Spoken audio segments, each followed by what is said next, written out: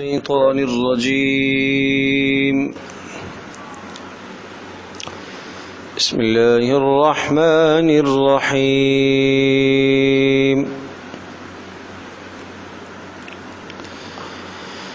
يا أيها الذين آمنوا اذكروا نعمة الله عليكم إذ هم قوم أن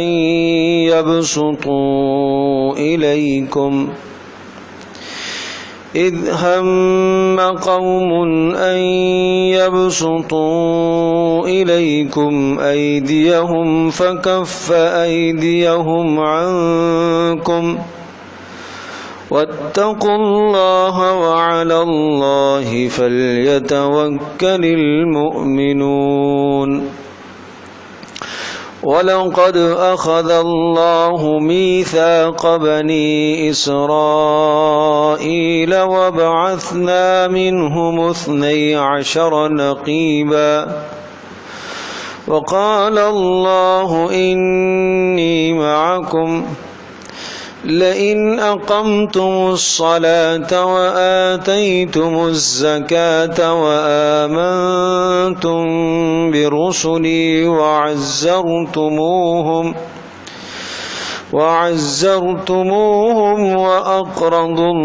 وأقرضتم الله قرضا حسنا لأكفرن عنكم سيئاتكم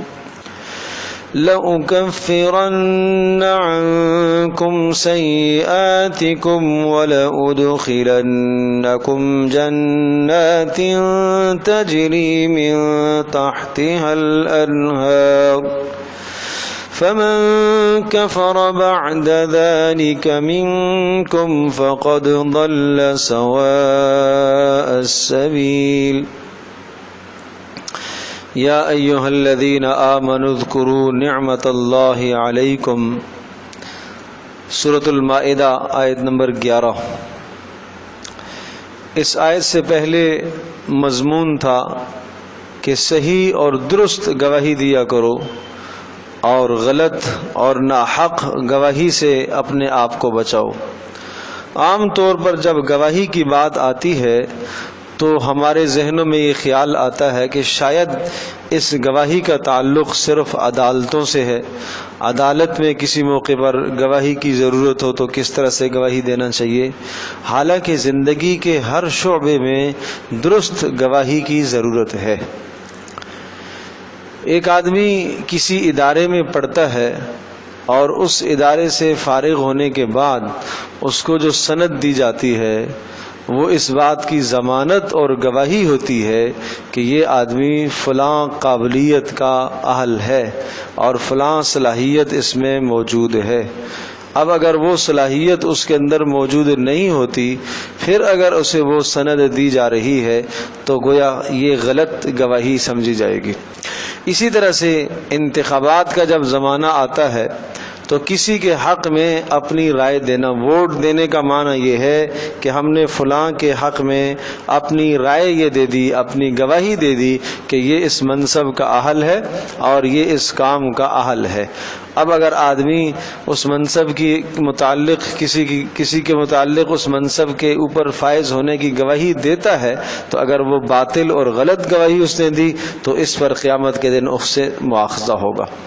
اسی طرح سے بے شمار زندگی کے مواقع پر جعلی سرٹیفکیٹ بنا لیتے ہیں۔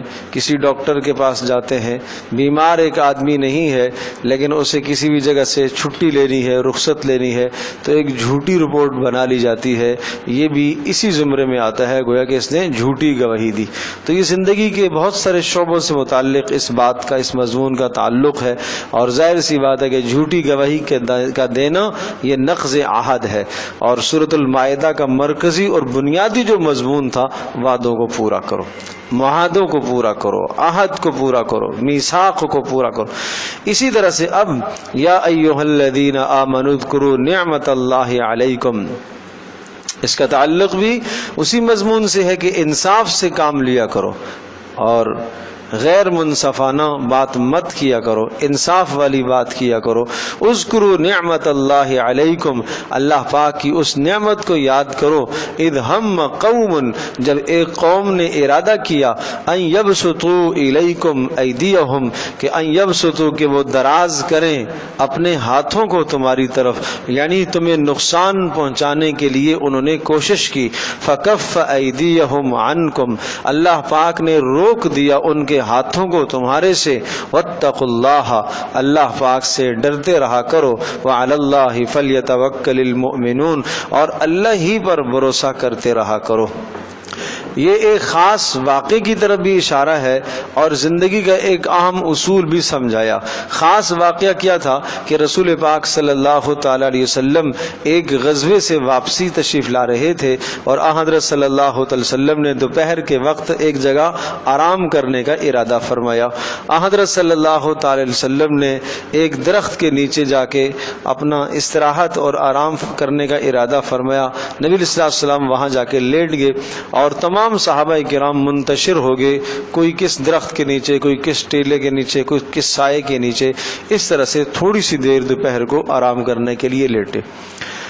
ایک کافر آیا اور اس نے رسول پاک صلی اللہ علیہ وسلم کو سوتا ہوا، آرام کرتا ہوا جب پایا تو اس نے ایک دم جلدی سے تلوار نیام سے نکالی، اور جیسے ہی نکالی تو آواز آ گئی حضرت صلی اللہ علیہ وسلم کو۔ نبی اسلام اس کی آہٹ سے بیدار ہوئے اور اس نے یہ سوال پوچھا، من یمنعک منی، آپ کو مجھ سے کون بچائے گا؟ تو رسول پاک صلی اللہ تعالی علیہ وسلم کا کامل 100% بھروسہ اللہ کی ذات پر، آپ علیہ الصلوۃ والسلام نے بے ساختہ یہ جملہ ارشاد فرمایا، اللہ، مجھے اللہ بچائے گا۔ اور یہ کہنا تھا کہ اللہ پاک کی طرف سے ایسا نظام ہوا کہ اس کے ہاتھ کانپنے لگے اور تلوار اس کے ہاتھ سے گر گئی۔ جب تلوار اس کے ہاتھ سے گری تو رسول پاک صلی اللہ علیہ وسلم نے اس تلوار کو اٹھا لیا، اور پھر آپ نے ارشاد فرمایا، من یمنعک منی، اب تجھے مجھ سے کون بچائے گا؟ تو وہ پھر آپ علیہ السلام کی خوشامد کرنے لگا کہ آپ تو بڑے عزت مند آدمی ہیں، آپ تو بڑے کریم آدمی ہیں، آپ تو ایسے ہیں، آپ کے تو بڑے اخلاق ہیں۔ تو غرض رسول پاک صلی اللہ علیہ وسلم نے اسے چھوڑ دیا۔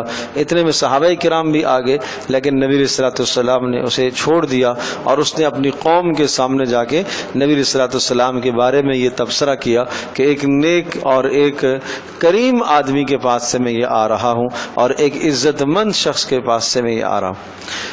تو اس موقع کا تذکرہ یہاں پر ہے کہ اللہ تبارک و تعالیٰ کی نعمت کو یاد کرو کہ ایک قوم اور کچھ لوگ تمہیں نقصان پہنچانا چاہتے تھے، تمہارے نبی کو قتل کرنا چاہتے تھے، اللہ تبارک و تعالیٰ نے ان کے ہاتھوں کو تمہارے سے روک دیا۔ تو ایک خاص واقعہ بھی ہے۔ اس کے علاوہ کئی مواقع اس قسم کے آئے کہ یہودیوں نے، نصرانیوں نے حضرت صلی اللہ علیہ وسلم کو قتل کرنے کی ناپاک کوشش کی، ناپاک عزائم انہوں نے کیے، لیکن جب بھی ان کے اس قسم کے ناپاک عزائم ہوتے تو اللہ تبارک و تعالیٰ آپ علیہ الصلوۃ والسلام کو مطلع فرما دیتا اور حفاظت کا کوئی بندوبست ہو جاتا۔ ایک غزوے میں ایسا بھی ہوا کہ صحابہ کرام رضی اللہ عنہم اجمعین نے ظہر کی نماز ادا فرمائی۔ جب ظہر کی نماز ادا کی تو کافر کہنے لگے کہ اب جب یہ عصر کی نماز کے لیے جب سجدے میں جائیں گے تو ہم فوری حلہ بول دیں گے اور سب کو قتل کر دیں گے۔ اللہ پاک نے عصر سے پہلے صلاۃ الخوف کے احکام نازل فرمائے کہ آپ اپنی جماعت کے 2 گروہ بنا لے، ایک گروہ جو ہے وہ کافروں کے سامنے کھڑا ہو جائے اور وہاں اسلحہ پہن کے رکے رہے، اور ایک آپ کے پیچھے نماز پڑھے، اور جب آپ کے پیچھے نماز پڑھ کے 1 رکعت یہ مکمل کر لے تو یہ کافروں کے پاس چلا جائے، وہاں سامنے کھڑے ہو جائے اور وہ آ کے آپ کے پیچھے نماز پڑھے۔ یہ صلاۃ الخوف کا تذکرہ پیچھے سورۃ النساء میں 5ویں سپارے کے اندر تفصیل سے آ چکا۔ تو گویا کہ اللہ پاک نے اس موقع پر بھی کافروں کے ناپاک عزائم کو خاک میں ملایا ہے، اور اس کے لیے جو 2 بنیادیں ہیں وہ بنیادیں یہاں پر ذکر فرمائی، 2 قانون بتا دیے کہ اگر آپ یہ چاہتے ہو کہ اللہ تبارک و تعالی کافروں کے شر سے ہمیشہ آپ کی حفاظت کرے، ظالموں کے شر سے ہمیشہ آپ کی حفاظت کرے اور آپ کی جان محفوظ رہے تو اس کے لیے دو باتیں ہیں. نمبر ایک واتقوا اللہ، اللہ سے ڈر اختیار کرتے رہو. یہ تمہارے لیے بنیاد ہے. اللہ کے ڈر کی بنیاد پر اللہ کی مدد آیا کرتی ہے. اللہ کی مدد جو آئے گی وہ خوف خدا دل میں ہوگا تو اللہ کی مدد آئے گی. اور نمبر دو وعلی اللہ فلیتوکل المؤمنون، ایمان والوں کو اللہ ہی پر بھروسہ کرنا چاہیے. بھروسہ اور تقوی، بھروسہ اور تقوی، توکل تقوی، یہ دو اصول اللہ کی مدد کے بتا دیے کہ ان اصولوں کی بنیاد پر اللہ کی مدد آتی ہے. وَلَقَدْ أَخَذَ اللَّهُ مِيثَاقَ بَنِي إِسْرَائِيلَ وَبَعَثْنَا مِنْهُمُ 12 نَقِيبًا.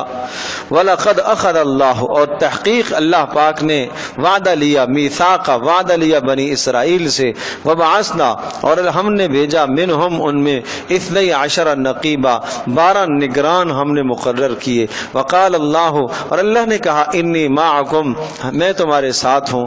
لئن اقمتم الصلاۃ، اگر تم نے نماز کو قائم کیا، وآتیتم الزکاۃ، اور تم نے زکوٰۃ کو ادا کیا، وآمنتم برسلی، اور تم میرے رسولوں پر ایمان لائے، وعزرتموہم، اور تم نے میرے رسولوں کی تعظیم کی، امداد کی، مدد کی، وأقرضتم اللہ قرضا حسنا، اور تم دیتے رہے اللہ تبارک و تعالیٰ کو بہترین قرض، تو اس کے بدلے میں لأکفرن عنکم سیئاتکم، تو میں دور کر دوں گا تم سے تمہارے گناہوں کو، ولأدخلنکم، اور ضرور تمہیں داخل کروں گا، جنات، ایسے باغات میں، تجری من تحتها الانہار، جن کے نیچے سے نہریں بہ رہی تھیں، جن کے نیچے سے نہریں بہ رہی ہوں گی. فمن کفر بعد ذالک، اس کے بعد، اس عہد کے بعد جس نے کفر کیا یعنی وعدے کو توڑا، منکم فقد ضل سواء السبیل، وہ گمراہی والے راستے پہ جا پہنچا. بات یہ چل رہی تھی کہ سورۃ المائدہ کا مضمون عہد کو پورا کرو. اب ایک بنی اسرائیل کے عہد کو ذکر کیا اور گزشتہ تاریخ سے حوالہ دے کر آپ کو سمجھایا کہ دیکھو انہوں نے اس عہد کو توڑا ہے، نقض کیا ہے، وعدے کو توڑا ہے، تو وعدے کے توڑنے کے نتیجے میں ان پر کیا اللہ کی طرف سے ذلتیں مسلط ہوئی ہیں. آگے فبما نقضہم، اگلی آیت میں ان ذلتوں کا بیان ہے. تو تاریخ سے ایک حوالہ دیا، اور یہ قرآن کا انداز ہے کہ کسی جگہ پر کوئی حکم لے کے آتا ہے اور پھر اس حکم کو سمجھانے کے لیے، دلوں میں بٹھانے کے لیے گزشتہ تاریخ کا حوالہ دیا جاتا ہے کہ دیکھو یہ بات ہم نے ان سے بھی کہی تھی، انہوں نے نہیں پوری کی، نتیجے میں کیا ہوا، یہ عذاب ان پر آئے، لہذا تمہیں بچنا چاہیے اس گناہ سے، کہیں ایسا نہ ہو کہ اس قسم کے عذاب تمہارے اوپر بھی آئے. پھر دوبارہ آیت کو دیکھیں ذرا تشریح. وَلَقَدْ أَخَذَ اللَّهُ مِيثَاقَ بَنِي إِسْرَائِيلَ، ہم نے بنی اسرائیل سے میثاق لیا تھا. یہ میثاق کیا تھا؟ جس میثاق کا تذکرہ سورۃ البقرہ میں بھی آ چکا ہے اور 2 مرتبہ اس کا تذکرہ پیچھے آیا ہے. وَرَفَعْنَا فَوْقَكُمُ الطُّورَ، ہم نے طور کو ان کے اوپر لٹکایا تھا اور ہم نے یہ کہا تھا کہ خُذُوا مَا آتَيْنَاكُمْ بِقُوَّةٍ وَاسْمَعُوا، خُذُوا مَا آتَيْنَاكُمْ بِقُوَّةٍ وَاذْكُرُوا، کہ جو ہم نے تورات آپ کو دی ہے اس کے مضامین پر عمل کرو اور دل و جان سے اس کو قبول کرو، اور اگر نہیں کرو گے تو اللہ کے عذاب آئیں گے.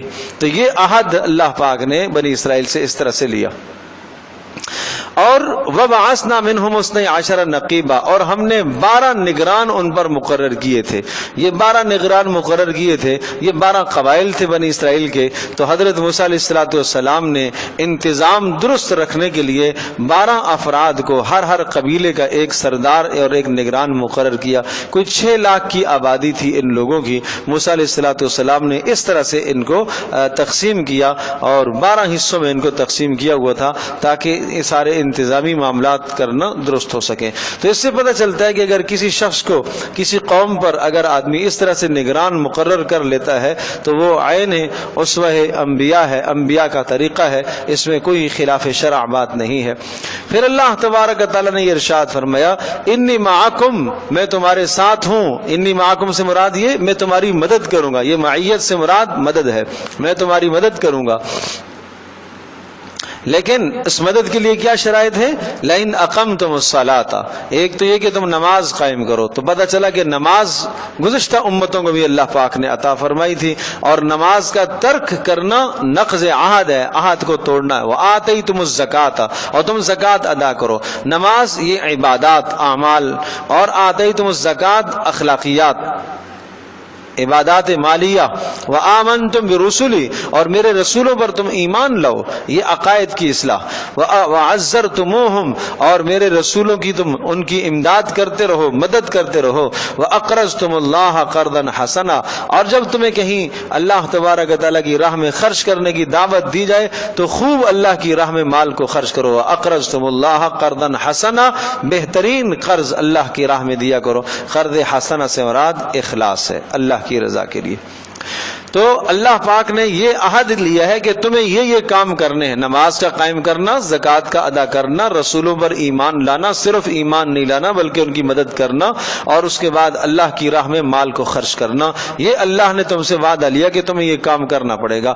اس کے نتیجے میں اللہ تمہیں کیا عطا کرے گا؟ لَأُكَفِّرَنَّ عَنْكُمْ سَيِّئَاتِكُمْ، میں تم سے تمہارے گناہوں کو دور کروں گا اور تمہیں جنت میں داخل کروں گا۔ فَمَنْ كَفَرَ بَعْدَ ذَلِكَ، اس نقض کے طے ہو جانے کے بعد، اس وعدے کے ہو جانے کے بعد کوئی آدمی اگر نقض کرتا ہے، توڑتا ہے، فقد ضل سواء السبیل، تو پھر وہ گمراہی والے راستے پہ جا کے پڑا۔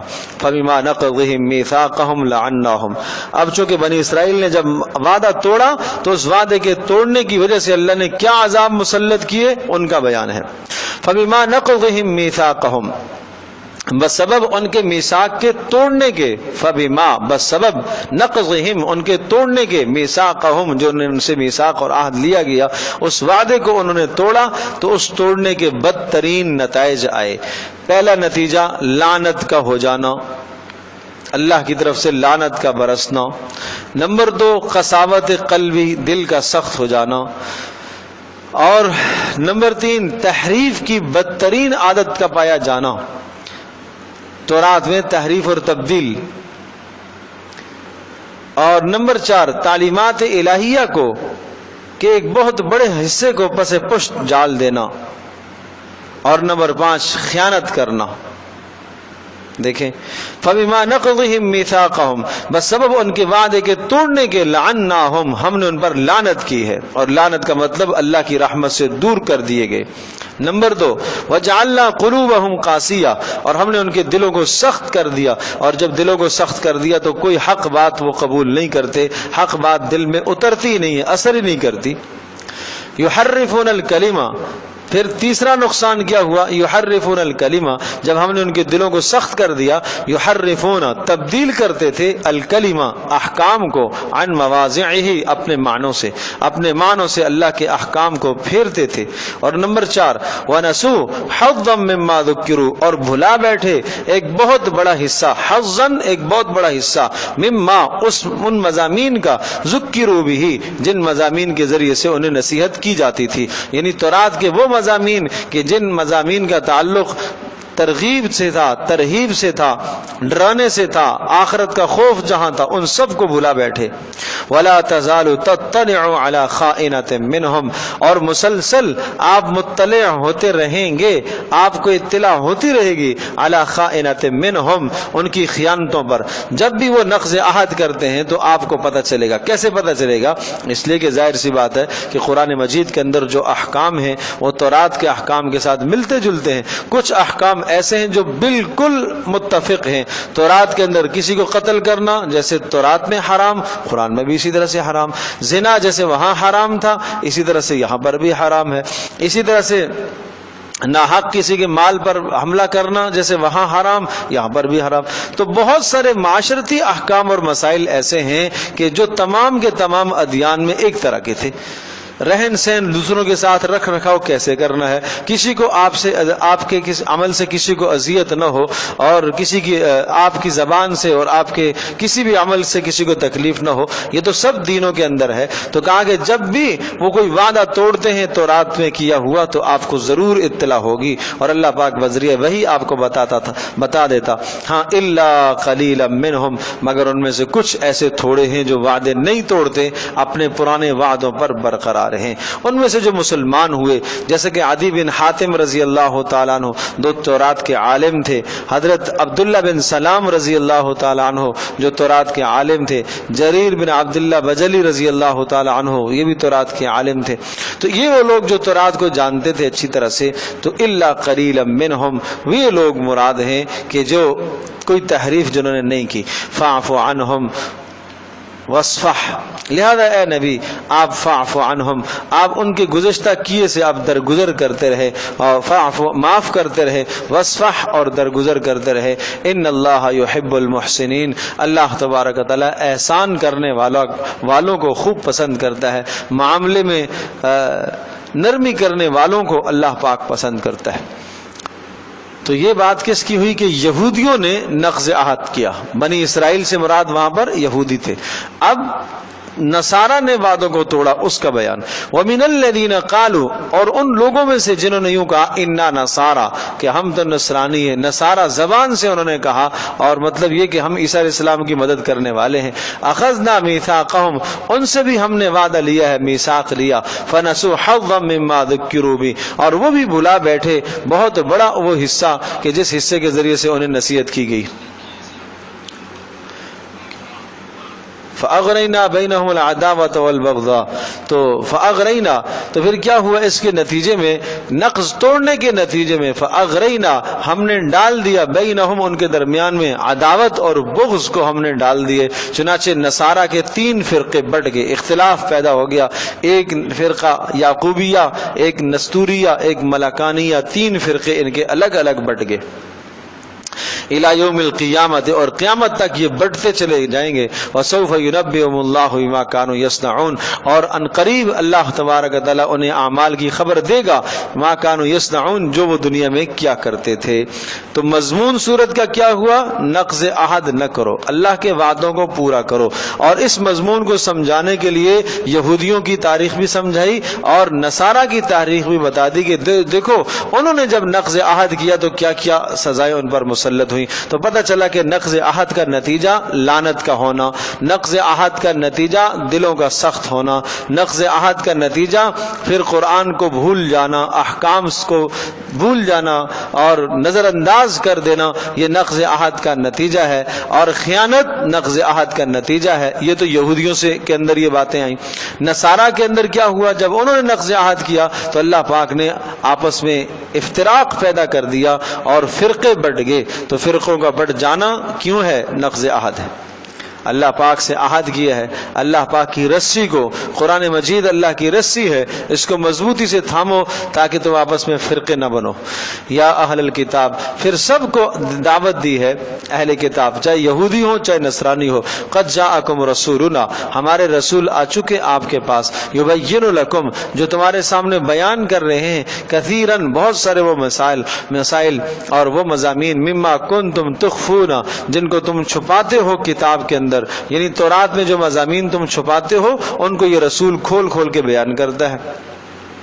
اور ہوتا یہ تھا کہ جب ان کا کوئی غریب آدمی اگر کسی جرم کا مرتکب ہوتا، چوری کرتا، تو اس کے ہاتھ کٹوا دیتے، کہتے تورات میں یہی حکم ہے۔ اور جب کوئی مالدار آدمی یا ذی وجاہت آدمی اس قسم کا جرم کرتا تو پھر اسے یہ سزا نہ دیتے اور کہتے کہ جناب سزا اس کی یہ ہے، اسے گدھے پر بٹھاؤ اور بازار کا چکر لگواؤ، اس کا منہ کالا کر لو، بس یہی اس کی سزا ہے، ہاتھ کاٹنا اس کی سزا نہیں ہے۔ تو اس قسم کے مضامین چھپانے شروع کر دیے انہوں نے، اپنی مرضی کے مطابق مضامین کو ظاہر کرتے اور مرضی کے مطابق چھپا دیتے۔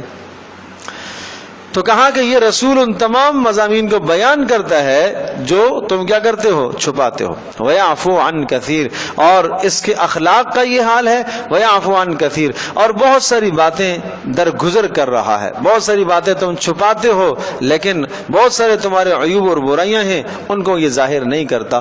قد جاءکم من اللہ نور، تحقیق اللہ کے پاس، اللہ پاک کی طرف سے آ چکا تمہارے پاس ایک نور اور کتاب مبین تمہارے پاس آ چکا۔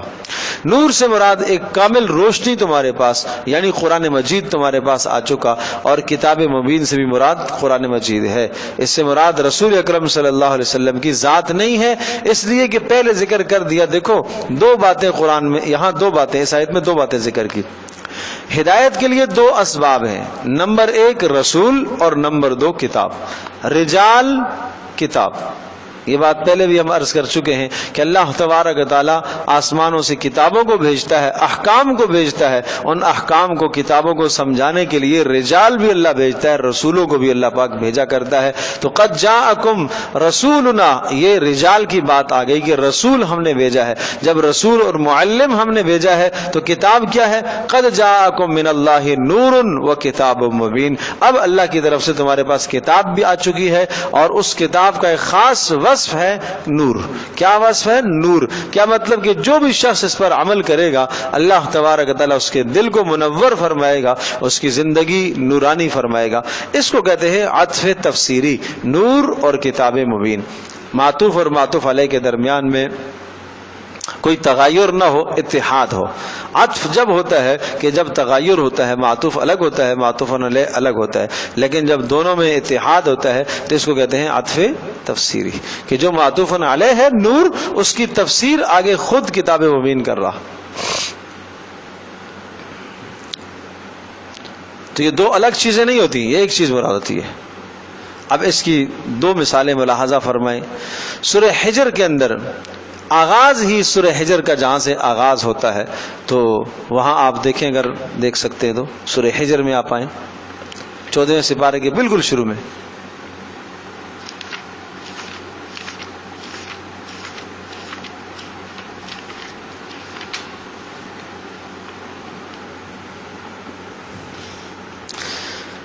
پہلی آیت ہے سورہ حجر کی پہلی آیت۔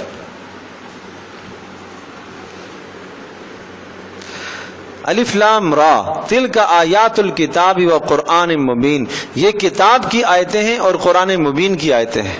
تو کتاب سے مراد کیا ہے؟ وہ بھی قرآن ہے، اور قرآن مبین سے مراد بھی کیا ہے؟ قرآن مبین ہے۔ دو الگ الگ چیزیں نہیں ہیں، ایک ہی چیز ہے، لیکن ایک ہی چیز کو کبھی دو ناموں سے یاد کیا جاتا ہے۔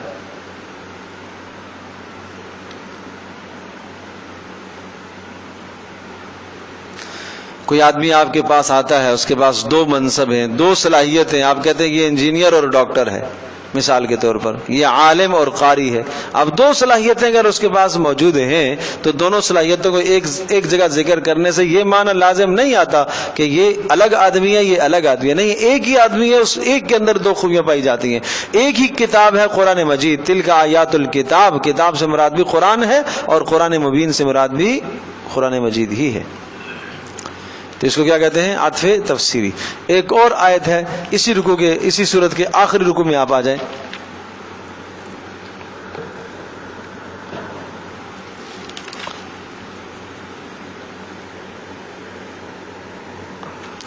وَلَقَدْ آتَيْنَاكَ سَبْعًا مِّنَ الْمَثَانِي، آیت نمبر 87 ہے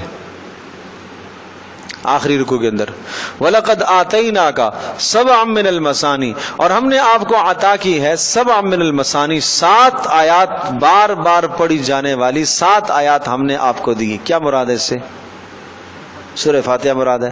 والقرآن العظیم، اور بڑا قرآن دیا، اس سے مراد کیا ہے؟ یہ بھی سورہ فاتحہ، قرآن نہیں ہے، اس سے مراد بھی سورۃ الفاتحہ ہے۔ تمام مفسرین کا اجماع ہے، اتفاق ہے اس بات پر کہ قرآن عظیم سے مراد سورہ فاتحہ ہی ہے، سمجھے؟ اور قرآن عظیم اس کو اس لیے کہا گیا کہ وہ سارے قرآن کا خلاصہ ہے۔ ہم نے آپ کو 7 بار بار پڑھی جانے والی آیات دی اور قرآن عظیم دیا، تو قرآن عظیم سے بھی مراد سورۃ الفاتحہ اور مثانی سے مراد بھی سورۃ الفاتحہ ہے۔ اسی طرح سے یہاں پر بھی قد جاءکم من اللہ، اللہ کی طرف سے آ چکا تمہارے پاس نور، نور کتاب مبین، نور جو کہ کتاب مبین ہے، تو نور بھی وہی ہے، کتاب مبین بھی وہی ہے، سمجھے جی؟ یہاں چونکہ لوگوں کو غلط فہمی ہوئی ہے کہ نور سے مراد رسول پاک صلی اللہ علیہ وسلم کی ذات ہے اور کتاب سے مراد قرآن ہے، تو اگر یہ دو الگ الگ چیزیں ہوتی تو اگلے لفظ کو آپ دیکھو، پھر یوں آتا یہدی بہم اللہ، پھر تسنیہ کی ضمیر لائی جاتی کہ اللہ کی طرف سے تمہارے پاس نور آیا اور کتاب مبین۔ اگر آپ نور سے مراد رسول پاک کی ذات لیتے ہیں اور کتاب سے مراد قرآن مجید لیتے ہیں، دو الگ چیزیں ہوں، تو پھر کیا ہونا چاہیے؟ یہدی بہم اللہ، اللہ ان دونوں کے ذریعے سے تمہیں ہدایت دیتا ہے، جبکہ ایک کی ضمیر لایا یہدی بہ اللہ، اللہ پاک ہدایت دیتا ہے اس کے ذریعے سے، یعنی اس کتاب کے ذریعے سے، من اس شخص کو اتبع رضوانہ، جس نے اتباع کی اللہ کی رضا مندی کی، سبل السلام، اللہ اسے رہنمائی دیتا ہے کس طرف؟ سبل السلام، سلامتی کے راستوں کی طرف۔ یہ سبل السلام مفعول بہ ثانی ہے یہدی کے لیے، اور پہلا مفعول اس کے لیے من اتبع ہے۔ اور وَيُخْرِجُهُم مِّنَ الظُّلُمَاتِ إِلَى النُّورِ، اور اللہ پاک انہیں نکالتا ہے اندھیروں سے نور کی طرف بِإِذْنِ، اپنی توفیق سے، وَيَهْدِيهِمْ، اور اللہ پاک انہیں رہنمائی دیتا ہے إِلَى صِرَاطٍ مستقیم، سیدھے راستے کی طرف۔ اس کے بعد لَقَدْ كَفَرَ الَّذِينَ قَالُوا إِنَّ اللَّهَ هُوَ الْمَسِيحُ ابْنُ مَرْيَمَ۔ اب پھر نصارہ کے باطل نظریات کو بیان فرمایا کہ جو یوں کہا کرتے تھے کہ ہم تو اللہ کے یہاں مقرب ہیں، اور میں نے عرض کیا ہے کہ نصارہ کے 3 فرقے ہو گئے۔ ایک فرقہ تو یہ کہنے لگا کہ عیسیٰ علیہ الصلوۃ والسلام اور اللہ ایک ہی شے ہے۔ لقد کفر الذین قالوا ان اللہ هو المسیح ابن مریم، اللہ کون ہے؟ اللہ مسیح بن مریم ہی تو ہے۔ ایک نظریہ یہ ہے۔ دوسرا نظریہ ہے لقد کفر الذین قالوا ان اللہ ثالث ثلاثہ، نصارہ نے کہا کہ اللہ تبارک و تعالیٰ 3 میں سے ایک ہے، 3 میں سے ایک ہے، ایک مریم، ایک عیسیٰ، ایک اللہ، تینوں کو ملا کے رب بنتا ہے، یہ نظریہ۔ اور تیسرا وقالت الیہود عزیر ابن اللہ وقالت النصارى المسیح ابن اللہ، اور بعض نے یوں کہا کہ عیسیٰ علیہ الصلوۃ والسلام اللہ کے بیٹے ہیں۔ تو یہ تینوں فرقے کا تینوں نے کفر کیا۔ جو کہتے ہیں عیسیٰ اللہ کے بیٹے ہیں وہ بھی کافر ٹھہرائے، جو کہتے ہیں کہ عیسیٰ علیہ الصلوۃ والسلام ہی اللہ ہے وہ بھی کافر ٹھہرائے، اور جو یہ کہتے ہیں کہ اللہ پاک 3 میں سے ایک ہے وہ بھی کافر ٹھہرائے۔ لقد کفر الذین قالوا ان اللہ هو المسیح ابن مریم، کہا تحقیق کفر کر دیا ان لوگوں نے، کافر ہو گئے جنہوں نے یوں کہا کہ اللہ تبارک و تعالی مسیح بن مریم ہی تو ہے۔ باقی 2 کا تذکرہ آگے آئے گا، اس سپارے کے آخر کے اندر آئے گا۔ قل، کہہ دیجئے، فمن یملک من اللہ شیئا، ٹھیک ہے اگر اللہ تبارک و تعالیٰ اور عیسیٰ ایک ہی ہیں تمہارے قول کے مطابق، فمن یملک من اللہ شیئا، تو پھر اللہ تبارک و تعالیٰ کے عذاب سے کون بچائے گا؟ ان اراد ان یہلک المسیح ابن مریم و امہ ومن فی الارض جمیعا، اگر اللہ پاک ارادہ کرے موت دینے کا مسیح بن مریم کو، مسیح بن مریم کی موت کا اگر اللہ ارادہ کرے، اور ان کی ماں کی موت کا ارادہ کرے، اور زمین میں جتنے بھی رہنے والے ہیں سب کی موت کا ارادہ کرے، تو ان کو موت سے کون چھڑائے گا؟ اگر آپ یہ کہتے ہیں کہ عیسیٰ اور اللہ ایک ہی ہیں، تو اگر عیسیٰ کو موت پھر کیوں آ رہی ہے؟ اگر وہ اللہ ہے تو پھر موت کیوں آتی ہے؟ وَلِلَّهِ مُلْكُ السَّمَاوَاتِ وَالْأَرْضِ، حالانکہ اللہ ہی کے لیے آسمانوں اور زمینوں میں جو کچھ بھی ہے، وَمَا بَيْنَهُمَا، اور جو ان کے بیچ میں، يَخْلُقُ مَا يَشَاءُ، جو چاہتا ہے وہ پیدا کرتا ہے، وَاللَّهُ عَلَى كُلِّ شَيْءٍ قَدِيرٌ، اللہ پاک ہر شے پر قدرت رکھنے والا ہے۔ وَقَالَتِ الْيَهُودُ وَالنَّصَارَى نَحْنُ أَبْنَاءُ اللَّهِ وَأَحِبَّاؤُهُ، اب یہ ان کے باطل دعوے ہیں یہودیوں کے اور نصرانیوں کے۔ کیا باطل دعوے ہیں؟ یوں کہتے ہیں وَقَالَتِ الْيَهُودُ وَالنَّصَارَى نَحْنُ أَبْنَاءُ اللَّهِ، ہم تو اللہ کے بیٹے ہیں، ہم تو اللہ کے قریب ہیں، لہٰذا ہم جو چاہیں اس سے قانون بدلوا سکتے ہیں، اس لیے کہ بیٹا باپ سے جو چاہے مطالبہ کروا سکتا ہے۔ وَأَحِبَّا، اور ہم اللہ کے پسندیدہ ہیں، اس قسم کی باتیں کہتے تھے۔ قل، کہہ دیجئے، فَلِمَ يُعَذِّبُكُمْ، اگر تم اللہ کے بیٹے ہو اور اللہ پاک کے تم محبوب ہو، فَلِمَ يُعَذِّبُكُمْ بِذُنُوبِكُمْ، تو پھر اللہ تبارک و تعالیٰ تمہیں کیوں عذاب دے گا آخرت میں تمہارے گناہوں کی وجہ سے؟ بل انتم بشر ممن خلق، بلکہ تم تو ایک مخلوق ہو، ممن خلق، جو اس نے پیدا کی ہے، اس مخلوق میں سے ایک مخلوق ہو۔ یغفر لمن یشاء، اللہ جیسے چاہے گا بخشش کرے گا، نہ کہ عیسیٰ، ویعذب من یشاء، اور جیسے چاہے گا عذاب کا فیصلہ کرے گا۔ وَلِلَّهِ مُلْكُ السَّمَاوَاتِ وَالْأَرْضِ، اور اللہ ہی کا اقتدار اور اختیار ہے آسمانوں اور زمینوں میں اور جو کچھ اس میں اس کے بیچ میں ہے۔ وَإِلَيْهِ الْمَصِيرُ، اور اسی کی طرف لوٹ کر جانا ہے۔ یا اہل الکتاب قد جاءکم رسولنا یبین لکم علی فترۃ من الرسل ان تقولوا ما جاءنا من بشیر ولا نذیر، اے اہل کتاب سب کو دعوت دی ہے کہ اب نقض عہد نہ کرو کہ تمہاری کتابوں کے اندر تورات میں بھی انجیل میں یہ مضامین آ چکے کہ نبی آخر زمان آئیں گے اور اس پر تمہیں ایمان لانا ہے، یہ تم سے وعدہ لیا جا چکا، اور یہاں تک کہ انبیاء علیہ الصلوۃ والسلام سے بھی اللہ نے وعدہ لیا۔ دیکھو سارے انبیاء سے اللہ پاک نے، تمام انبیاء سے دو وعدے لیے۔ ایک وعدہ وَإِذَا أَخَذَ اللَّهُ مِيثَاقَ النَّبِيِّينَ لَمَا آتَيْتُكُم مِّن كِتَابٍ وَحِكْمَةٍ ثُمَّ جَاءَكُمْ رَسُولٌ مُّصَدِّقٌ لِّمَا مَعَكُمْ لَتُؤْمِنُنَّ بِهِ وَلَتَنصُرُنَّهُ قَالَ أَقْرَرْتُمْ وَأَخَذْتُمْ عَلَىٰ ذَٰلِكُمْ إِصْرِي قَالُوا أَقْرَرْنَا قَالَ فَاشْهَدُوا وَأَنَا مَعَكُم مِّنَ الشَّاهِدِينَ۔ یہ سورہ آل عمران میں مذکور ہے۔ کیا وعدہ لیا اللہ پاک نے نبیوں سے؟ ایک وعدہ تو اللہ پاک نے نبیوں سے یہ لیا کہ میں تمہیں رسول جب اور نبی بناؤں گا تو میرے احکام تمہارے پاس آئیں گے، میری طرف سے کتاب اور حکمت کی باتیں آئیں گی، ان کو تم نے امتوں تک پہنچانا ہے۔ یہ انبیاء سے پہلا عہد لیا گیا۔ اور دوسرا عہد انبیاء علیہ السلام سے یہ لیا گیا کہ اگر تمہارے زمانے میں نبی آخر الزمان آئیں گے حضرت محمد مصطفیٰ صلی اللہ علیہ وسلم، تو تم سب کو اس رسول کو ماننا اور اس کی مدد کرنا، اور تم نے اپنی امتوں کو اس رسول کے بارے میں آگاہ کرنا ہے۔ سمجھے جی؟ تو یہ عہد ہر رسول سے لیا گیا، اور یہ عہد در حقیقت، اور یہ بھی بات بھی ذہن نشین فرما لیجئے کہ ہر رسول، جو بھی رسول آتا وہ گزشتہ رسول کی تائید کرتا اور آئندہ والے رسول کی پیشن گوئی فرماتا۔ اور یہ وجہ اس لیے کہ رسول جب آتا ہے تو رسول کے آنے سے کائنات میں بہت بڑا انقلاب آتا ہے، بہت بڑا انقلاب آتا ہے۔ اور وہ انقلاب کس طرح سے آتا ہے؟ اس طرح سے آتا ہے کہ جب رسول کی بعثت ہوتی ہے تو طے شدہ بات ہے کہ لوگوں کے دو طبقے بنتے ہیں۔ موسیٰ علیہ السلام کا دین چل رہا ہے اور سارے کے سارے موسیٰ علیہ السلام کے دین کے پیروکار ہیں۔ اب ایک نئے رسول آئے، عیسیٰ علیہ السلام مثال کے طور پر آتے ہیں، نئی کتاب لے کے آتے ہیں۔ جب نئی کتاب لے کے آتے ہیں تو یہ امت کے لیے بڑا امتحان ہوتا ہے کہ اب اس نئے رسول کو کون کون مانتا ہے، اس لیے کہ اپنی پرانی ثقافت، پرانی تہذیب، پرانی عبادات، پرانے سارے معاملات کو چھوڑ کر ایک نئی زندگی پر آ جانا، ایک نئے راستے پر ڈلنا ایک بڑی آزمائش ہوتی ہے۔ اور پھر تردد ہوتا ہے کہ پتہ نہیں یہ واقعی رسول ہے بھی کہ نہیں، اس لیے رسول کو پھر معجزات دیے جاتے ہیں کہ وہ معجزات کے ذریعے سے اس کی تائید ہوتی ہے۔ عیسیٰ علیہ السلام کو معجزات دیے گئے، اور عیسیٰ علیہ السلام نے رسول اکرم صلی اللہ علیہ وسلم کے بارے میں خوشخبریاں دی، بشارتیں سنائیں۔ اور پھر رسول پاک صلی اللہ علیہ وسلم جب آئے، قرآن مجید میں جا بجا یہ مضمون موجود ہے کہ یہ رسول گزشتہ دین کی تائید کر رہا ہے، یہ رسول تمہارے پاس جو مضامین ہیں اس کی تصدیق کر رہا ہے، یہ کتاب گزشتہ مضامین اور کتابوں کی کیا کر رہی ہے؟ تصدیق کر رہی ہے۔ تو میں عرض کر رہا ہوں کہ رسول کے آنے کے بعد کائنات میں ایک بڑا انقلاب برپا ہوتا ہے۔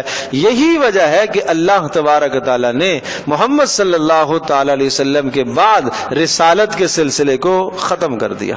کیوں ختم کر دیا؟ اللہ تبارک تعالیٰ نے حضرت صلی اللہ علیہ وسلم کو آخری رسول بنانا اور اس امت کو آخری امت بنانا تھا۔ اور پھر یہ بات بھی ذہن نشین فرما لیں کہ اس امت کو اس مشقت سے بچا لیا ہے، چونکہ جب نیا رسول آتا ہے تو بہت بڑا انقلاب برپا ہوتا ہے اور ایک اضطراب پیدا ہو جاتا ہے امت میں، اس اضطراب سے بچانا مقصد تھا۔ اور یہاں ایک بات اور بھی ذہن نشین کرنے کی ہے، 4 انقلاب اس دنیا میں آئیں گے، بہت بڑے انقلاب، اور جس سے پوری امت ہل جائے گی۔ ان میں 2 انقلاب حق اور 2 باطل، لیکن پیارے پیغمبر صلی اللہ علیہ وسلم نے ان 4 کے متعلق اتنی واضح تصریح فرمائی ہے کہ اس تصریح اور اس تفصیل کے بعد کسی قسم کی کوئی پیچیدگی نہیں رہتی۔ جیسا دن دوپہر کو 12 بجے سورج روشن ہے، کوئی یہ نہیں کہہ سکتا کہ سورج نکلا نہیں ہے۔ جس طرح سے یہ سورج روشن اور واضح ہے، اس طرح سے وہ 4 کے 4 انقلاب واضح، 2 حق 2 باطل۔ حق کے انقلاب کیا ہیں؟ حق کے انقلاب ظہور مہدی، بڑا انقلاب آئے گئے، اور آپ علیہ الصلوۃ والسلام نے مہدی کے تمام احوال سنا دیے، آپ علیہ الصلوۃ والسلام نے ان کا نام بتا دیا، ان کے باپ کا نام بتا دیا، ان کی ماں کا نام بتا دیا، اور سارا سلسلہ نسب سمجھایا، اور یہ بتایا وہ کہاں سے جو ہے وہ ظاہر ہوں گے، کس جگہ سے وہ دیکھے جائیں گے، کس طرح سے لوگ ان کی اتباع کریں گے، ان کی پیروی کریں گے۔ یہ اس لیے تاکہ کوئی آدمی جھوٹا اگر یہ دعویٰ کرتا ہے کہ میں مہدی ہوں تو لوگ اس کے پیچھے نہ چلے جائیں۔ آپ نے اپنی امت کو ایسے بچایا۔ چنانچہ آپ نے اس کے نام کی تصریح بھی فرما دی کہ وہ میرے نام پر ہوں گے، ان کے باپ کا نام بھی وہی جو میرے والد کا نام، ان کی ماں کا نام بھی وہی جو میری ماں کا نام، اور وہ بیت اللہ کا طواف کرتے ہوئے نظر آئیں گے۔ جب وہاں نظر آئیں گے تو ایک دم سے سارے لوگ اکٹھے ہو جائیں گے ان کے پاس، اور ان کے ہاتھ پر بیعت کر لیں گے، اور ان کو اپنا مقتدا اور رہبر رہنما مان لیں گے، اور وہ کوئی پہلے سے دعویٰ بھی نہیں کریں گے کہ میں مہدی ہوں،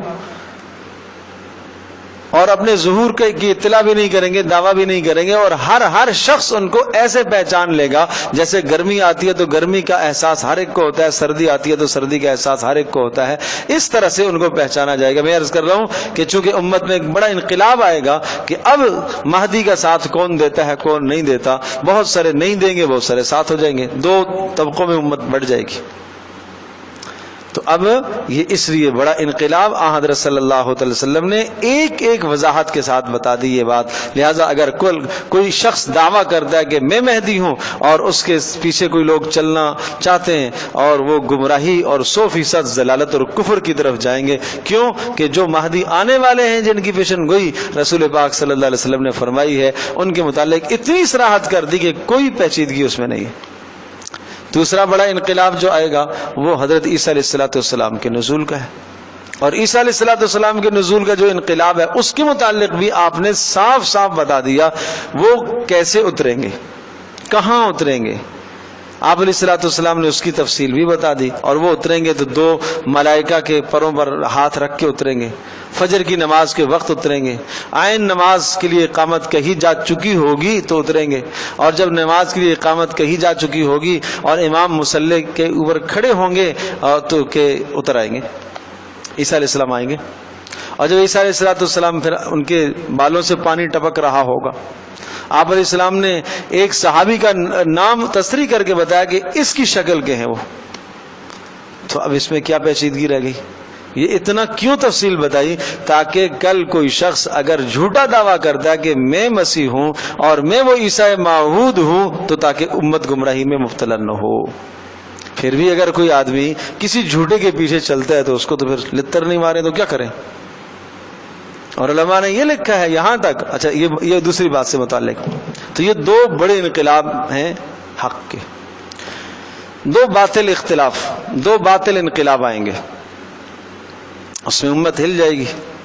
ایک انقلاب جو آئے گا اور ہوتے رہیں گے وہ انقلاب ہے جھوٹے نبوت کے دعوے داروں کا، اب وہ آتے رہیں گے، اور آپ علیہ السلام نے اتنا صاف اعلان کر دیا، قرآن کی آیات سے سمجھایا ہے، احادیث مبارکہ میں آپ نے تصریح کر دی، مثالوں سے آپ نے سمجھا دیا کہ دیکھو میرے جانے کے بعد جھوٹے نبی آئیں گے جو نبوت کے دعوے کریں گے، ثلاثون دجالون کذابون کلہم یزعم انہ نبی الا لا نبی بعدی، کہ میرے بعد 30 افراد آئیں گے، تصریح کر دی، بڑے بڑے مدعیان نبوت، اور 30 کے 30 دجال ہوں گے، کذاب ہوں گے۔ دجال حق اور باطل کو خلط ملت کرنے والے اور جھوٹے ہوں گے، اور ہر ایک یہ گمان کرے گا کہ وہ رسول ہے۔ یاد رکھنا کہ میں آخری رسول ہوں، میرے بعد کوئی رسول نہیں آئے گا۔ اللہ پاک کہہ رہا ہے کہ میں اس نبی کے بعد، محمد صلی اللہ علیہ وسلم کے بعد کسی اور رسول کو نہیں بھیجوں گا، بس یہ آخری ہے۔ اور محمد صلی اللہ علیہ وسلم خود فرما رہے ہیں کہ میں آخری ہوں، میرے بعد کوئی بھی نہیں آئے گا۔ تو پھر بھی اگر کوئی شخص جھوٹا نبوت کا دعویٰ کرتا ہے تو اس کے پیچھے جو قوم جاتی ہے تو 100% کیا کہلائے گی؟ گمراہ کہلائے گی نا۔ اللہ کے نبی نے اتنی صراحت فرما دی ہے، پھر بھی تم تردد میں پڑے ہوئے ہو کہ پتہ نہیں مرزا غلام احمد قادیانی کو ماننے والے پتہ نہیں کافر ہوں گے یا نہیں ہوں گے، پھر کیا تردد ہے؟ یعنی یہ بات بھی ذہن نشین فرما لیجئے کہ اگر کوئی شخص جھوٹا دعویٰ کرتا ہے نبوت کا اور علماء نے لکھا ہے کہ اگر کوئی آدمی جا کے اس سے یہ مطالبہ کرتا ہے کہ اچھا بھائی آپ نبی ہیں ذرا کوئی معجزہ تو دکھاؤ، اگر معجزہ کا مطالبہ یہ کرتا ہے تو یہ مطالبہ کرنے والا بھی کافر ہو جائے گا. اس نے مانا نہیں ہے اس کو رسول، صرف مطالبہ کر رہا ہے کہ اچھا مجھے معجزہ دکھاؤ. معجزہ دکھانے کا مطلب کیا ہوا جو آپ نے مطالبہ کیا؟ اس کا مطلب یہ ہوا کہ آپ کو اس آیت پر ایمان نہیں ہے جس آیت میں کہا گیا کہ محمد صلی اللہ علیہ وسلم آخری رسول ہے. آپ کو محمد صلی اللہ علیہ وسلم کی باتوں پر ایمان نہیں ہے کہ انہوں نے فرمایا کہ میں آخری رسول ہوں، میرے بعد کوئی نہیں آئے گا. تو معجزے کا مطالبہ کرنے والا وہ بھی کافر ہو جائے گا، گویا کہ اس کو تردد ہو گیا ہے محمد صلی اللہ علیہ وسلم کو کے خاتم النبیین ہونے میں. تردد اور شک کرنے والا بھی کافر ہے. تو بہرحال یہ باتیں سمجھنے کی ہیں، شاید تلخ حقائق ہوں، برحال سمجھنے کے لیے ضروری ہے. اور یہ بات بھی ذہن نشین فرما لیں، ایمانیات کس چیز کا نام ہے؟ دیکھو ایمان کس کو کہتے ہیں؟ ایک آدمی کو اسلام میں داخل کرنے کے لیے تصدیق جمیع بما جاء به الرسول صلی اللہ علیہ وسلم، نبی پاک صلی اللہ علیہ وسلم جو کچھ لے کر آئے اللہ کی طرف سے ان تمام باتوں کی تصدیق کرنا، یہ کیا کہلاتا ہے؟ ایمان کہلاتا ہے. ایک آدمی یوں کہتا ہے کہ محمد صلی اللہ علیہ وسلم پر جو دین نازل ہوا، جو احکام آئے، جو آپ نے فرمایا، جو معجزات آپ کو دیے گئے، جس طرح سے اللہ کے متعلق انہوں نے فرمایا میں اس پر ایمان لاتا ہوں، وہ آدمی اسلام میں داخل ہو گیا. لیکن اسلام سے نکلنے کے لیے سب کا انکار ضروری نہیں ہے. کوئی آدمی معاذ اللہ ثم معاذ اللہ، اللہ ہماری حفاظت فرمائے، یوں کہتا ہے کہ محمد صلی اللہ علیہ وسلم جو کچھ لے کر آئے سب کا انکار کرتا ہوں. تو کفر کرنے کے لیے سب کا انکار ضروری نہیں ہے، ان میں سے کسی ایک شے کا انکار کرنا بھی کفر ہے. ایک آدمی کہتا ہے سارے قرآن کو مانتا ہوں لیکن اس میں جو سورۃ الفاتحہ ہے وہ میں نہیں مانتا، تو کیا کہیں گے؟ کافر ہو جائے گا. ایک آدمی کہتا ہے سارا مانتا ہوں، انا اعطیناک الکوثر کی پہلی آیت نہیں مانتا. ایک آیت کا انکار کفر ہے. ضروریات دین میں سے کسی ایک شے کا انکار بھی کفر ہے، کسی ایک رسول کا انکار بھی کفر ہے. اور رسول پاک صلی اللہ علیہ وسلم کے بعد کسی اور رسول کو تسلیم کرنے کا مطلب یہ ہوا کہ وہ جو آیت آئی ہے ما کان محمد ابا احد من رجالکم ولکن رسول اللہ وخاتم النبیین، یہ کیا ہے؟ اس آیت کا انکار ہے. تو ایک آیت کے انکار سے بھی کفر لازم آتا ہے. اللہ اکبر. تو رسول اکرم صلی اللہ علیہ وسلم نے اس طرح سے باطل پرستوں کے جو آنے والے انقلاب تھے ان کو بھی واضح فرمایا، اور حق کے جو انقلاب تھے ان کو بھی واضح فرمایا. اور باطل کا جو دوسرا انقلاب جس کی طرف میں اشارہ کیا ہے وہ ہے دجال کا خروج. جب دجال کا خروج ہوگا تو اس پر بھی امت میں بہت بڑا انقلاب ہوگا، اضطراب پیدا ہو جائے گا. کیوں؟ دجال کیا کرے گا؟ وہ خدائی دعویٰ کرے گا. اور رسول پاک صلی اللہ علیہ وسلم نے اتنا صاف فرما دیا، اپنے رب کا تعارف کرایا، اپنے اللہ کا تعارف کرایا، اور یہ صاف صاف فرمایا کہ دیکھو وہ دجال وہ ایک آنکھ سے معذور ہوگا، کانا ہوگا، ایک آنکھ سے، ایک آنکھ اس کی مٹی ہی ہوگی. اور تمہارا رب کانا نہیں ہے، اور تم اپنے رب کو اس دنیا میں نہیں دیکھ سکتے. لہذا کوئی آدمی دجال کو دیکھ کر اسے رب نہ کہے، اس لیے کہ میں تمہیں بتا چکا ہوں کہ تمہارا رب کانا نہیں ہے اور تم اس دنیا میں رب کو نہیں دیکھ سکتے. اب اگر یہ دجال جس کو اللہ پاک قدرت دے گا، اگر یہ زمین اوپر لے جائے، آسمان نیچے لے آئے، جب بھی تم سمجھو تمہارا رب یہ نہیں ہے، یہ دجال ہے. یہ اتنا واضح بتا دیا، اتنی واضح نشانیاں بتائی تاکہ کوئی گمراہ نہ ہو. اللہ اکبر. جیسے کہ حدیث میں آتا ہے کہ وہ جنت بھی لے کے آئے گا، جہنم بھی لے کے آئے گا، اور اس کے ساتھ آگ بھی چل رہی ہوگی، نہریں جنت کی بھی چل رہی ہوں گی. وہ دکھائے گا یہ دیکھو یہ میری جنت ہے، اور اس کی جو جنت ہوگی حقیقت میں وہ جہنم ہوگی. اور جہنم بھی دکھائے گا، جو مجھے نہیں مانے گا اس کو ادھر ڈالوں گا، اور جو وہ جہنم دکھائے گا حقیقت میں وہ جنت ہوگی. اور ایک آدمی کو وہ مارے گا، قتل کرے گا، اس سے کہے گا تو میرے اوپر ایمان نہیں لاتا، میں رب ہوں؟ وہ کہے گا نہیں تو دجال ہے. قتل کر دے گا اس کو. قتل کرنے کے بعد پھر زندہ کرے گا. دیکھو زندہ کرنے کی بھی اللہ اس کو قدرت دے گا. جب زندہ کرے گا اب بتا، اب نہیں مانتا ہے کہ میں تمہارا رب ہوں، پھر وہ کہے گا کہ نہیں تو دجال ہے. اب اور یقین آ گیا کہ میرے اللہ نے تجھے یہ قدرت دی ہے. پھر دوبارہ اس کو قتل کرے گا، اور قتل کر کے ٹکڑے ٹکڑے کر دے گا اس کو. پھر وہ زندہ کرے گا، اب بتاؤ مجھے رب مانتے ہو؟ پھر یہ کہے گا نہیں، اب تو اور یقین آ گیا تو دجال ہے، میرے رب نے تجھے قدرت دی. پھر تیسری مرتبہ قتل کرے گا، پیس دے گا اس کو. قیمہ بنا دے گا، پھر زندہ کرے گا، پھر اب بتاؤ مانتے ہو مجھے رب مانتے ہو؟ پھر وہ کہے گا اب تو اور یقین آ گیا تو دجال ہے۔ اس کے بعد تیسری مرتبہ کے بعد اس کو پھر قتل کا اختیار اللہ کی طرف سے نہیں ملے گا۔ اللہ اکبر۔ تو اللہ پاک ہر فتنے سے ہماری حفاظت فرمائے بھائی۔ تو اس وقت یہ دجالی فتنے دنیا کے اندر کتنے فتنے، یہ سب دجالی فتنے، اور آنے والے حالات، آنے والے زمانوں میں جو تطور اور ترقی اور ہر چیز ایک عروج کو پہنچ رہی ہے، یہ سب دجال کی تیاریاں ہو رہی ہیں۔ اس کی آمد سے پہلے اور اس کے خروج سے پہلے یہ سب مقدمات ہیں۔ اپنے ایمان کی حفاظت کرو، اللہ کے نبی نے اعمال بتائے، سورۃ الکہف کی تلاوت کرو دجال کے فتنوں سے تاکہ تم بچ جاؤ۔ اس وقت میڈیا کے کتنے فتنے، یہ سب دجالی فتنے ہیں۔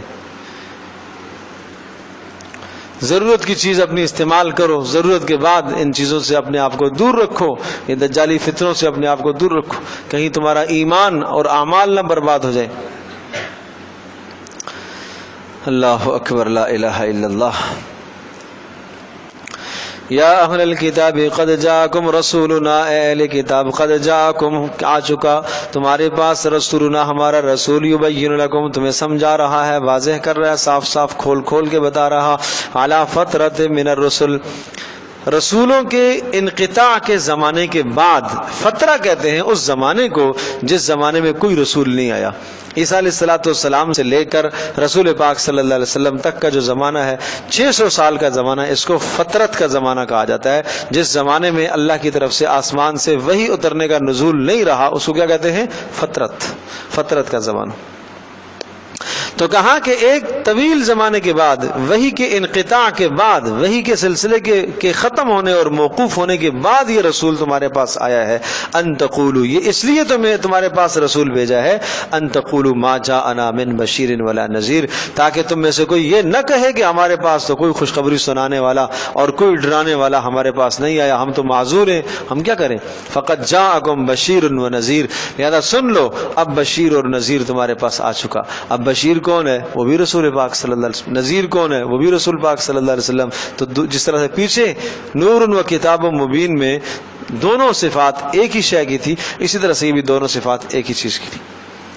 واللہ علی کل شیء قدیر، اور اللہ تبارک و تعالی ہر شے پر قدرت رکھتا ہے۔ وَإِذْ قَالَ مُوسَىٰ لِقَوْمِهِ يَا قَوْمِ اذْكُرُوا نِعْمَةَ اللَّهِ عَلَيْكُمْ إِذْ جَعَلَ فِيكُمْ أَنْبِيَاءَ، بات وہی ہے، اللہ کے عہدوں کو پورا کرو، وعدوں کو پورا کرو۔ نقض عہد میں ایک اور بات بھی شامل ہے کہ جب کسی جگہ پر اللہ تبارک و تعالیٰ تمہیں تلوار اٹھانے کا حکم دیتا ہے اور کافروں کے خلاف برسر پیکار ہونے کا اگر حکم دیتا ہے تم اسے نہیں اختیار کرو گے، تو یہ بھی یاد رکھو یہ بھی نقض عہد ہے۔ اس لیے موسیٰ علیہ السلام کی قوم کی تاریخ سنائی، وَإِذْ قَالَ مُوسَىٰ لِقَوْمِهِ يَا قَوْمِ اذْكُرُوا نِعْمَةَ اللَّهِ، وہ وقت یاد کرو جب موسیٰ علیہ السلام نے اپنی قوم سے کہا تھا، میری قوم اذکروا نعمت اللہ علیکم، اللہ کی نعمتوں کو یاد کرو جو تو اللہ نے تمہارے اوپر کی ہیں۔ وہ کیا نعمتیں ہیں؟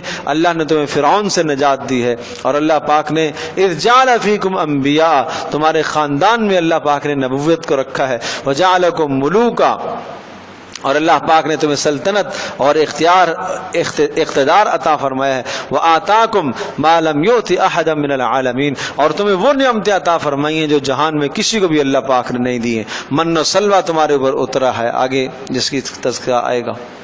یا قوم ادخلوا الارض المقدسۃ التي، یہ اس وقت کی بات ہے کہ جب سمندر پار ہو گئے اور فرعون غرق ہو گیا اور اس کا لشکر تباہ ہو گیا، اب موسیٰ علیہ الصلوۃ والسلام کو اللہ کی جانب سے حکم ہوا جہاد کا کہ اپنی قوم کو لیں اور بیت المقدس جو آپ کا آبائی علاقہ ہے اس کو آپ آزاد کریں۔ اور یہ تھوڑی سی تاریخ جاننے کی ضرورت ہے، سمجھنے کی ضرورت ہے۔ شاید آپ کو یاد ہوگا، پہلے بھی یہ بات ہم تفصیلی عرض کر چکے ہیں کہ حضرت یعقوب علیہ السلام کا جو مسکن تھا وہ اصل شام تھا، وہاں سے ہجرت کر کے آئے تھے، اور یعقوب علیہ السلام وہاں سے ہجرت کر کے آئے تھے۔ کب آئے تھے؟ حضرت یوسف علیہ السلام کو جب مصر میں اقتدار ملا تھا۔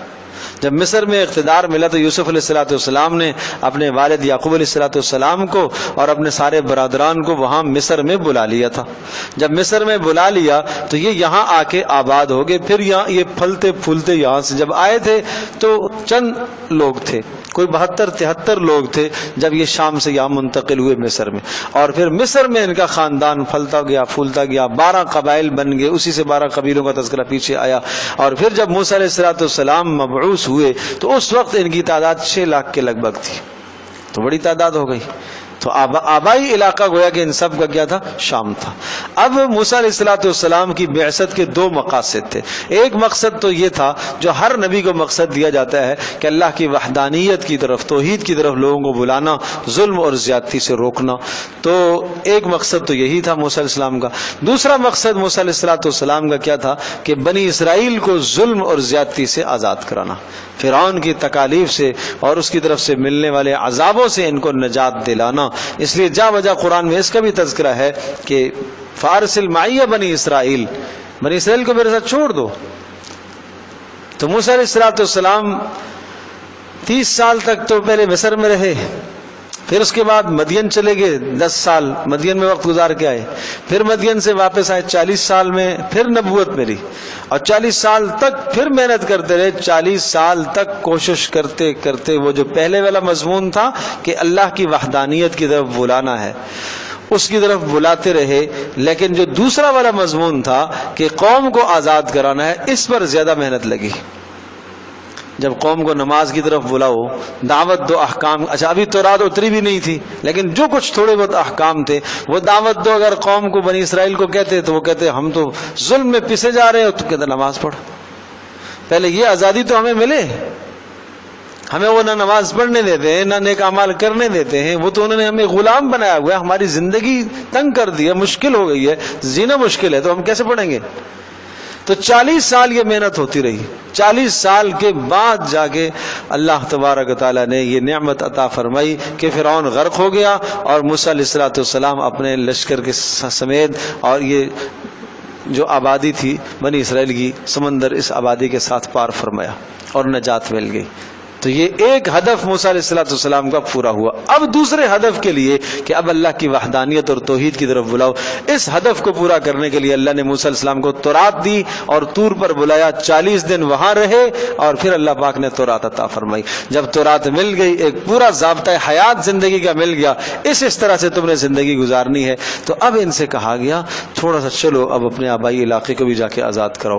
وہاں دوسری قوموں نے قبضہ کر لیا تھا، اور وہ تمہارا مسکن ہے، انبیاء کا مسکن تھا، شام کا علاقہ وہ انبیاء کا مسکن ہے، وہاں ابراہیم علیہ السلام مبعوث ہوئے ہیں، اسحاق علیہ السلام وہاں تھے، اور انبیاء اس علاقے کے اندر آئے ہیں، لہذا چلو جا کے وہاں ایک قوم ہے، قوم اعمال کا ہیں، تو جنگجو لوگ ہیں، لڑنے والے لوگ ہیں، لیکن اللہ کا وعدہ ہے کہ اللہ تمہیں مدد دے گا اور اللہ تمہیں غالب کرے گا، لیکن بس تم نے تھوڑی سی ہمت کرنی ہے، اپنے اندر جان پیدا کرنی ہے، اور آپ نے لڑنا ہے۔ قوم بگڑ گئی، کیسے لڑیں گے ہم تو، اگر آپ ہمیں چاہتے ہیں کہ ہم وہاں بیت المقدس میں داخل ہوں اور ارض شام کے اندر ہم داخل ہوں، تو بس اس کی ایک واحد صورت ایک ہی بنے گی کہ آپ پہلے قوم سے کہیں وہ وہاں سے نکل جائیں، پھر ہم داخل ہوں گے۔ پکے پکائے ہمیں ملے پراٹھے تو پھر ہم جا کے کھا لیں گے۔ یہ کیا بات ہوئی بھائی؟ اللہ بار بار کہہ رہا ہے کہ بھائی وعدہ ہے، تمہیں مدد ملے گی، مدد ملے گی، تم پہل تو کرو، ہمت تو کرو تھوڑی سی۔ اللہ اکبر، اللہ کی ذات عالی پر بھروسہ نہیں ہے۔ ایک باپ اپنے بیٹے کو بھروسہ کر، بیٹا اوپر سے بیٹا چھلانگ لگاؤ میں پکڑ لوں گا، تو وہ بچہ باپ پر بھروسہ کر کے چھلانگ لگا ہی دیتا ہے، اور باپ پکڑ لیتا ہے، سنبھال لیتا ہے اس کو۔ اللہ پر بھروسہ نہیں ہے اتنا۔ آج یہ ہمارا بھی انحطاط ہے، ایمانی کمزوریاں ہیں یہ، اللہ پاک پر ہمیں بھی وہ توکل اور بھروسہ کہاں ہے؟ یہ سارے قصے کیوں سنائے؟ اس لیے کہ اللہ کی ذات پر تمہیں کیسے بھروسہ کرنا چاہیے۔ اور جب انہوں نے کہا کہ فَاذْهَبْ أَنْتَ وَرَبُّكَ فَقَاتِلَا إِنَّ هَاهُنَا قَاعِدُونَ، موسیٰ تو جا، تیرا رب جا کے لڑے، ہم تو نہیں لڑیں گے بھائی، ہم تو لڑنے سے عاجز ہیں، اس وقت تک نہیں لڑیں گے جب تک وہ خود وہاں سے نکل نہ جائیں، ہاں نکلیں گے تو پھر ہم اس بیت المقدس میں جائیں گے۔ تو آج بھی اگر مسلمان تھوڑی سی ہمت اپنے اندر پیدا کریں تو کفر جری نہیں ہوتا، باطل جری نہیں ہوتا، مسلمان بزدل ہو گیا ہے، مسلمان میں بزدلی آ گئی ہے، کفر میں طاقت نہیں ہے کچھ بھی۔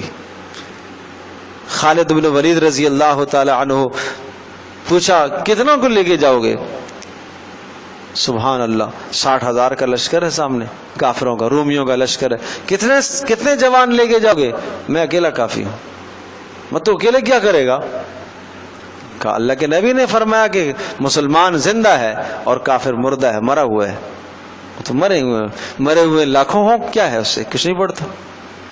پھر کہا بھائی کچھ نہ کچھ تو ساتھ رکھ لو، کچھ ساتھ جوان لے لو. کہا پھر اپنی مرضی سے انتخاب کروں گا. 60 جوانوں کا انتخاب فرمایا.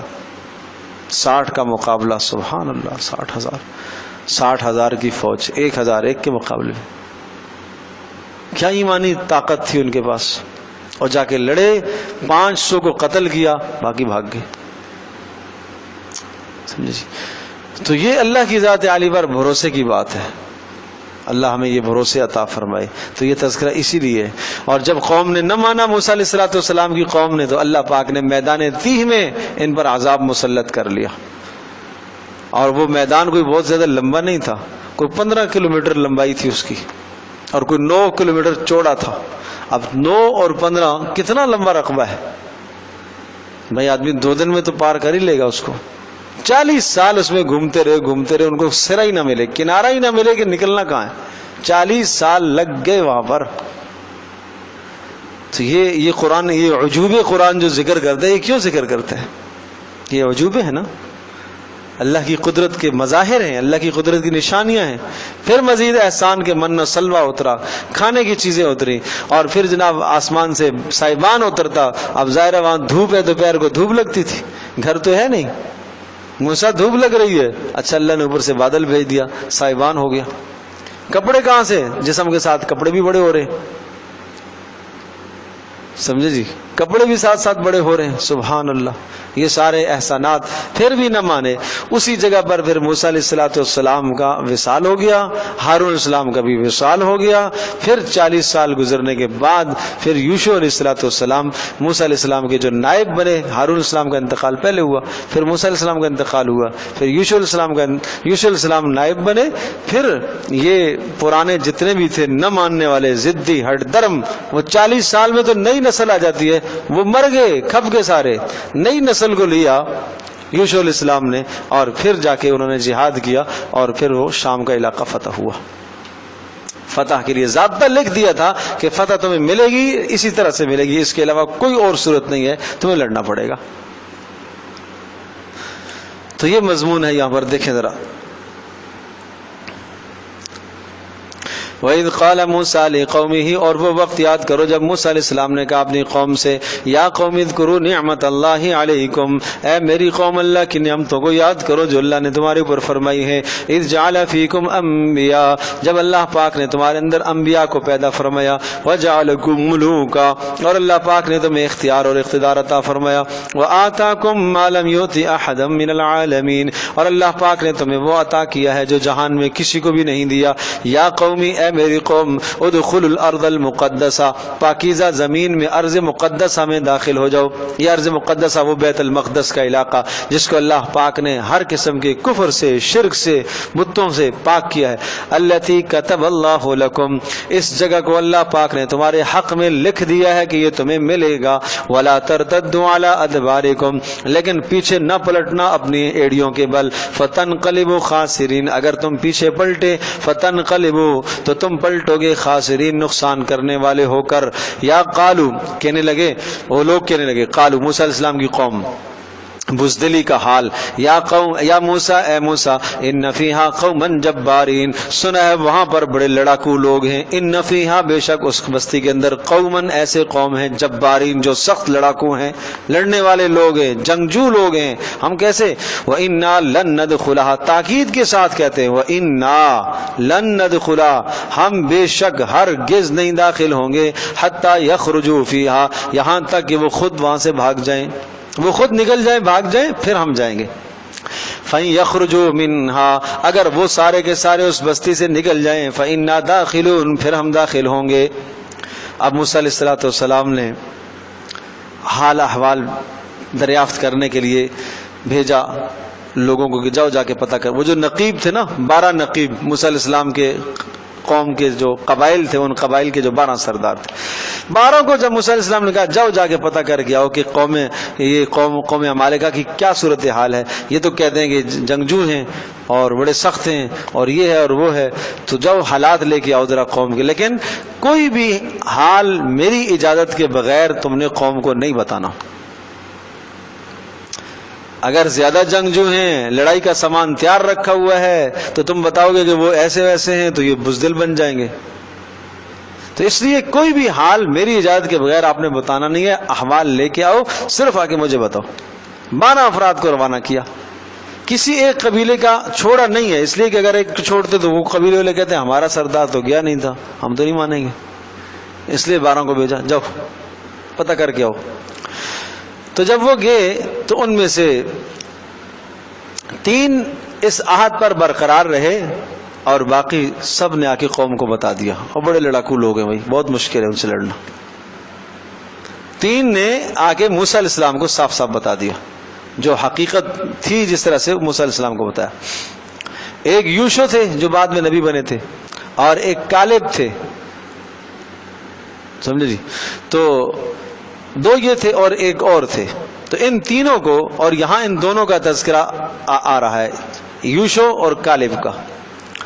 قال رجلان، 2 آدمیوں نے آ کر کہا، من الذین، ان لوگوں میں سے، یخافون، جو اللہ کا ڈر رکھتے تھے، انعم اللہ علیہما، انعم اللہ علیہما، اللہ نے ان پر انعام فرمایا تھا، اللہ نے ان پر انعام فرمایا، ان دونوں پر۔ کس چیز کا انعام فرمایا تھا؟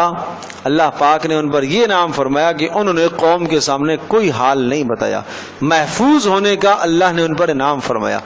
ان دونوں نے کہا ادخلوا الباب، داخل ہو جاؤ، ادخلوا علیہم الباب، ہاں اس دروازے سے تم داخل ہو جاؤ، یعنی اسی بستی میں۔ فَإِذَا دَخَلْتُمُوهُ، اگر تم داخل ہو جاؤ گے، فَإِنَّكُمْ غَالِبُونَ، تو غلبہ تمہارا ہے، وَعَلَى اللَّهِ فَتَوَكَّلُوا إِن كُنتُم مُؤْمِنِينَ، اور کہنے لگے اللہ پر بھروسہ کرو، ان كُنتُم مُؤْمِنِينَ، اگر تم اللہ کو ماننے والے ہو تو اللہ ہی پر بھروسہ کرو، تمہیں کامیابی ملے گی۔ ان کی باتیں سن کر بھی بگڑ گئے۔ قالوا، کہنے لگے، یا موسیٰ انا لن ندخلها ابدا، اب مزید تاکید لے آئے، ساتھ ابد کا لفظ بھی لگا دیا، پہلے ابد نہیں تھا، ہاں اب تو جائیں گے ہی نہیں، بالکل نہیں جائیں گے بھائی، اس لیے وہ جو زیادہ نے جو بات بتائی تھی نا، یہ اس پر اڑے ہوئے تھے۔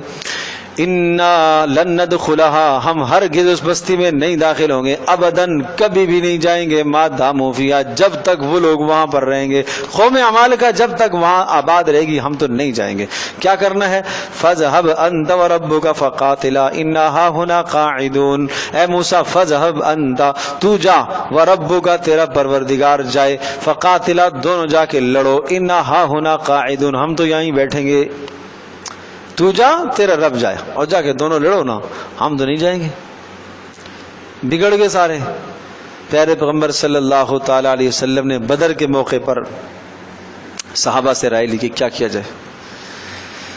اللہ اکبر، اللہ اکبر۔ ایک لشکر جو ابو سفیان کا لشکر تھا اور جس کے لیے آپ علیہ الصلوۃ والسلام مدینہ منورہ سے نکلے تھے، وہ تو جان بچا کے نکل گئے، قافلہ، تجارتی قافلہ تھا۔ دوسرا ایک لشکر جرار مکہ والوں کی طرف سے آ رہا ہے، ابو سفیان نے مکہ میں اطلاع کر دی کہ مسلمان ہمارا پیچھا کر رہے ہیں، اور لشکر بھیجا، 1000 پر مشتمل لشکر ہے، اور ہر قسم کے اسلحہ سے وہ لیس اور تیار ہے۔ آپ علیہ الصلوۃ والسلام نے صحابہ سے رائے لی، کیا رائے ہے؟ کچھ نے کہا واپسی چلتے ہیں، اس لیے کہ ہم اس غرض سے آئے نہیں تھے، اور تیاری کر کے پھر آتے ہیں۔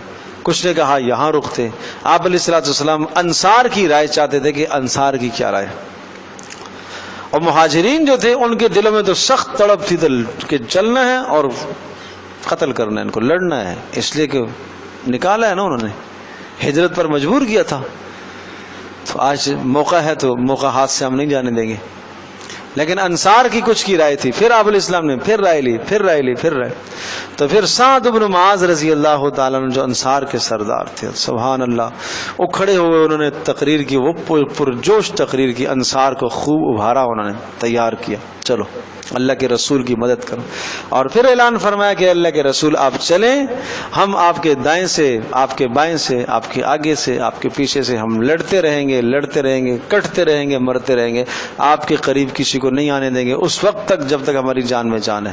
ہم وہ نہیں ہیں, ہم موسیٰ علیہ السلام کی قوم کی طرح نہیں ہیں جنہوں نے یوں کہا تھا کہ فَاذْهَبْ أَنْتَ وَرَبُّكَ فَقَاتِلَا إِنَّا هَاهُنَا قَاعِدُونَ, اے موسیٰ تو جا اور تیرا رب جا کے لڑ.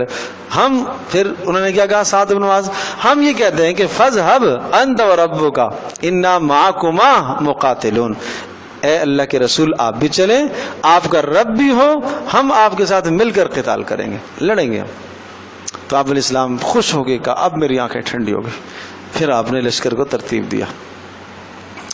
قال رب انی لا املک الا نفسی واخی, موسیٰ علیہ السلام نے جب یہ صورتحال دیکھی تو کہا رب انی لا املک الا نفسی واخی, ہے میرے پروردگار بس میں صرف اپنی جان کا مالک ہوں اور اپنے بھائی کا مالک ہوں, بس اس کے علاوہ مجھے کسی کا کوئی پتہ نہیں.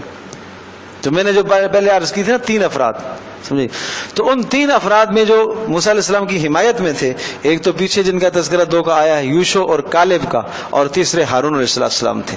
لیکن یہاں پر موسیٰ علیہ السلام کہہ رہے ہیں کہ اے میرے رب میں صرف اپنی جان کا اور اپنے بھائی کا مالک ہوں, باقی میری بات کوئی نہیں سنتا. تو چونکہ ان 2 کا تذکرہ پیچھے آ چکا ہے اس لیے دوبارہ سے یہاں تذکرہ نہیں ہے. وہ بھی موسیٰ علیہ السلام کے ساتھ ہی تھے, وہ بھی 100% حمایت میں تھے. پیچھے 2 جن کا تذکرہ آیا. قال ربی انی لا املک الا نفسی, کہا اے موسیٰ علیہ السلام نے اے میرے پروردگار انی لا املک الا نفسی, میں مالک نہیں ہوں مگر اپنی ذات کا, واخی اور اپنے بھائی کا, فافرق بیننا وبین القوم الفاسقین, اے ہمارے پروردگار جدائی ڈال دے ہمارے اور ان فاسقوں کے درمیان, یعنی سزا نازل فرما ان پر جو میری بات کو نہیں سنتے. قال فانها محرمۃ علیہم 40 سنہ, اللہ پاک نے فیصلہ فرمایا فانها, بے شک یہ بستی کون سی جس میں جانے کا آپ کو حکم ہے, محرمۃ علیہم, یہ حرام کر دی گئی ہے آپ پر, اس میں داخلہ حرام کر دیا گیا ہے. 40 سنتن, کتنے سال, 40 سال تک, تاکہ یہ نسل ختم ہو, نئی نسل کھڑی ہو, تو پھر وہ غیور ہو, اس کے اندر کچھ غیرت ہو, تو پھر وہ جا کے لڑیں گے تو اللہ فتح دے گا.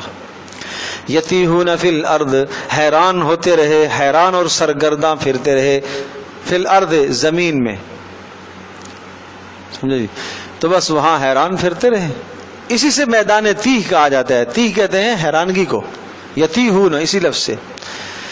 فلا تاسا علی القوم الفاسقین, لہذا اے موسیٰ آپ افسوس نہ کریں ان فاسقوں پر, ان ظالموں پر, آپ کسی قسم کا افسوس نہ فرمائیں, اللہ پاک آپ کی حفاظت فرمائے گا. وَاتْلُ عَلَيْهِمْ نَبَأَ ابْنَيْ آدَمَ بِالْحَقِّ, یہ اگلا قصہ ہے, اس کو انشاءاللہ پھر ہم اگلی نشست میں ذکر کریں گے. جی ہاں ہیں نشانات, آثار تو ہیں.